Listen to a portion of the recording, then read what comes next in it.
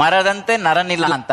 ಬದುಕಬಲ್ಲದು ಮರವು 300 ವರ್ಷ, ಇರಲಾರ ನರನು ಬರೇ 100 ವರ್ಷ.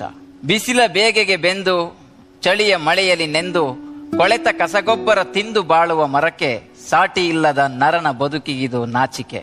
ಇಂದು ಬೆಳೆದಿಹುದು ತಾನೆಂದು ಹೆಮ್ಮರವಾಗಿ, ಬೇರ ನಿಡಿದಿಹ ಮಣ್ಣ ನಂಬಿಹುದು ಸ್ಥಿರವಾಗಿ. ಬಂದ ದಾರಿಯ ಮರೆತ ಮನುಜನೇ ನಿನಗಾಗಿ, ಕೊಡುತ್ತಿಹುದು ಒಂದೊಂದು ಪಾಠವ ಬದುಕಿಗಾಗಿ.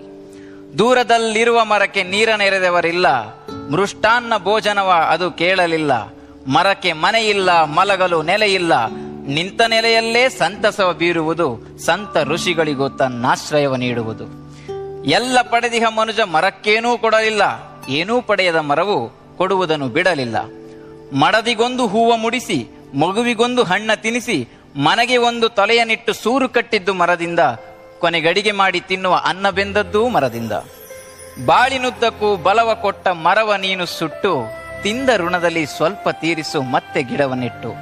ನೆಟ್ಟು ಬೆಳೆಸಿದರೆ ಒಂದೊಂದೂ ಮರವನ್ನ, ಸತ್ತು ಹುಟ್ಟಿದ ಮರವು ಮೆಟ್ಟಿ ಹಿಡಿಯದು ನಿನ್ನ.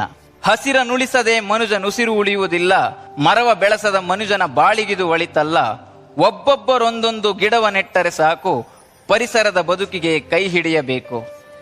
ಮನೆಗೊಂದು ಮರದಂತೆ, ಊರಿಗೊಂದು ವನದಂತೆ, ಆಧುನಿಕ ಬದುಕಿಗಿದು ಸಾಲದಂತೆ.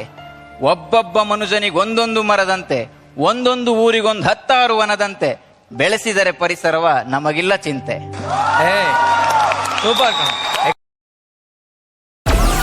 Download Moj.